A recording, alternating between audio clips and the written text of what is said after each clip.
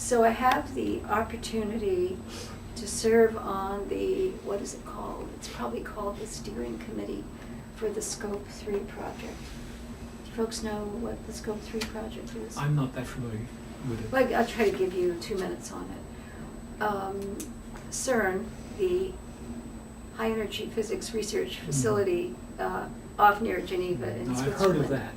Yeah, it has a number of physics affiliates, funded projects throughout the world, substantial budgets from those members of CERN, the CERN community, the European Union, and so on.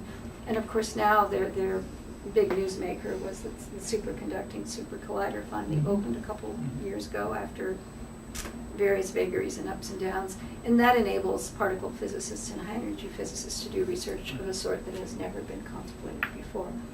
High energy physics research is published in a number of key journals by people we know and love, like the Institute of Physics Publishing in the UK, American Physical Society, and various others, you know, in different parts of the world.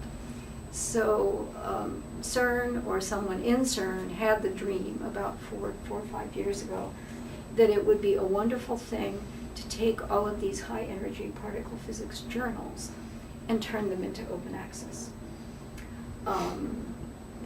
How would you do that? Well, that is kind of the $64 million question, really, or $64,000 question, I think it was in my youth. And how do you do that? You need to keep a stream of income coming to the publishers, something like what they're getting today, since so much of particle physics is not for profit, with a couple of exceptions of Springer and Elsevier. The prices are probably not sort of out of line with what one might expect. But the revenue stream has to keep coming, so that quality and that imprimatur of those best journals stays available, so the whole thing isn't trashed because it suddenly becomes cheap and free, and the underpinnings are totter in, whatever, the whole thing collapses. So a project was started called SCOAP3. Now I can't remember what SCOAP stands for. I should. It's all capital letters. And the idea was to secure commitments from libraries around the world that in order to convert all of these journals to open access for global readership, we would continue the payments that we're making now to the subscriptions. But instead of the payment just going in the way it normally goes to the publisher for either distribution to shareholders or, and covering expenses, of course, or to reinvest in the society, another benefit of that would be this open access.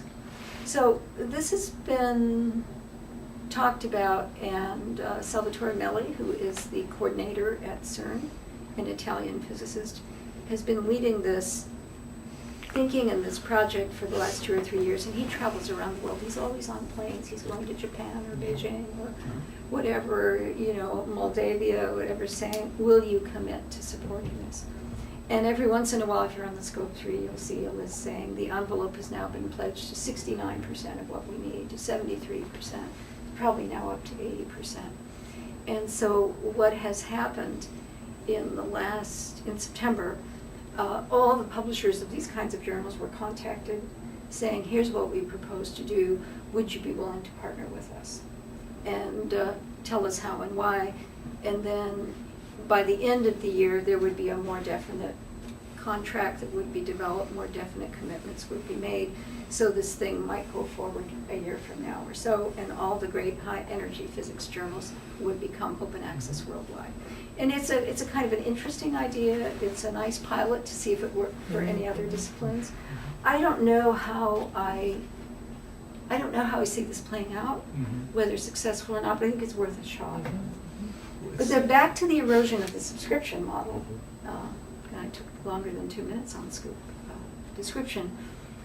But back to the erosion of the subscription model or not, this is going to turn into something that CERN would manage. We would remit to them in some various ways, not to the publishers directly, and it would become a payment for service. However, all of us who have joined SCOAP3 had to commit that we would keep paying this amount of money. Right. So, yeah, it's not a subscription model, but it's, But it is. But it is. but it is. It's a subscription. And so, It's tough. It is a really hard thing because, as you were describing it, I was thinking this sounds like a model we need to look at seriously because it recognizes the need for revenue stream to maintain these things. Absolutely. It recognizes that whether it's going to be a for-profit publisher or a non-profit publisher. Right. And I find that encouraging. I'm very curious to hear what the publishers respond, because what you propose, or what was proposed, is we will maintain existing revenue expenditures. and But for existing journals. for existing journals, and you immediately see the problem. Journals do not stay in the same position. They add volume, they decrease in their annual volume of articles. They want to have new articles. There is inflation, price inflation of various forms, and I wonder if especially the for-profit publishers would be willing to be constrained to a set price increase. A lot of our problem, as you know, in the last 20 years was the annual price increases for journals rose faster than our library budgets did. And sometimes there were reasonable explanations. We've added 20% more content to this because the field is expanding. And I wonder how SCOAP would handle the inevitable contractions and expansions in the fields. I think those are all very good questions, and there are a lot of other very good questions about this. And I think we all came to the point where we said, well, whether we're enthusiastic about this, as Salvatore clearly is, I mean, he's one of these charismatic, high-energy people, or if you are wanting this kind of open access just in principle because you think it's important, or if you would like this to happen but you're somewhat skeptical for all the reasons you've mentioned, how would you work all this out? We came to the point of saying, well, the only way we're going to find out is by actually trying to do something. And let's see how far we can progress down that path before we either can take the next step or before we say, oh my God, well, maybe that wasn't the best way to do it. Let's regroup and think of a better way. So that's the way I think people are approaching this. Let's see. There's a famous quote, and I can't really say it right, about nothing will get done if all objections must be overcome. Answered. Answered, yeah.